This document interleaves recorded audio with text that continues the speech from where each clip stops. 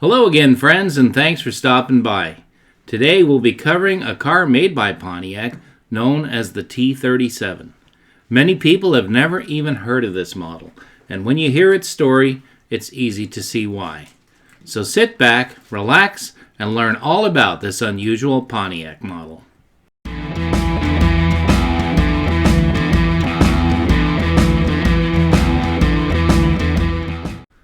By the end of the 1960s, all U.S. auto manufacturers had many different classes of vehicles they offered the public.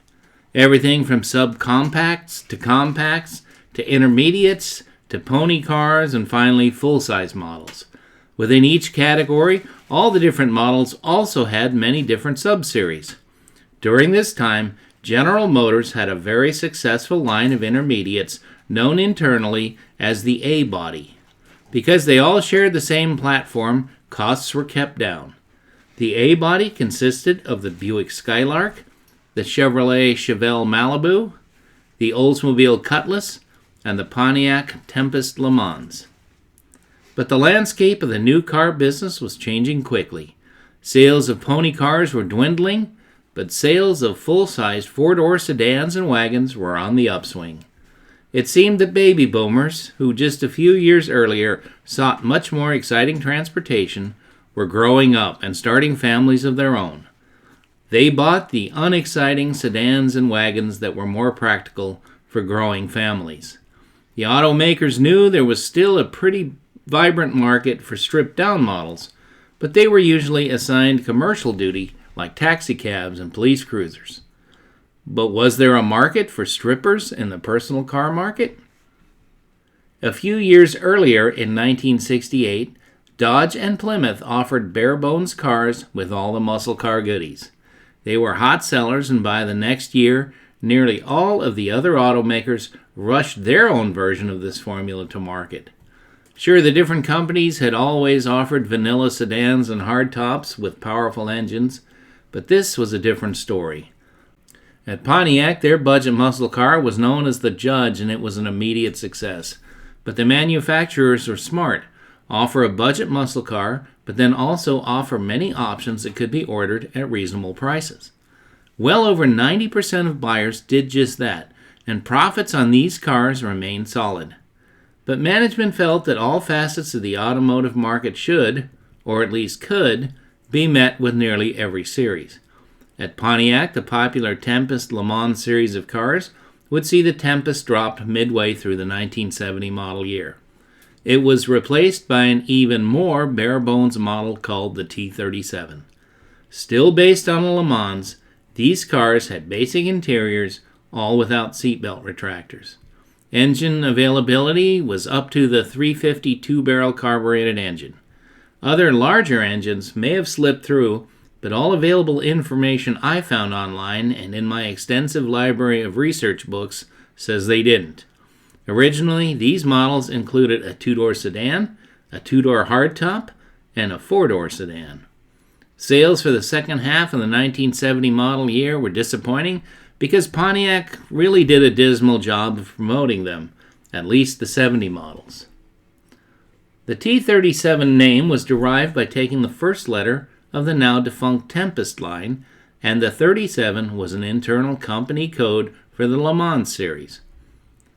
Offered only from mid-70 through the end of the 71 model year, sales were slow because cars in this market segment were not sought after by everyone.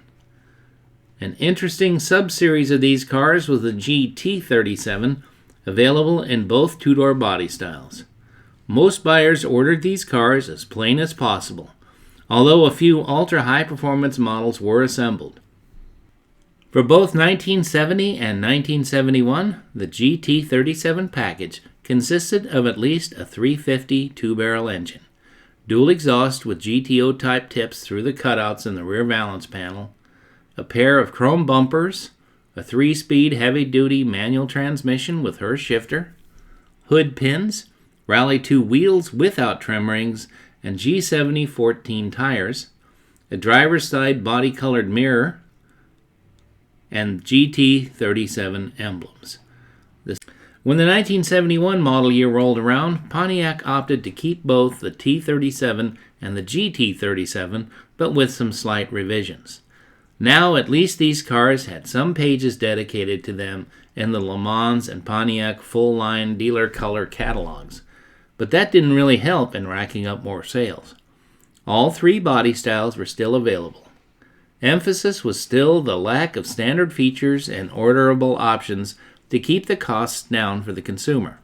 However, now any Le Mans series, including the T-37 and GT-37, could be ordered with the Trans Am's 455 HO engine, both as a 4-speed and an automatic. Front power disc brakes could also be had, along with many of the features found on other Le Mans-based cars.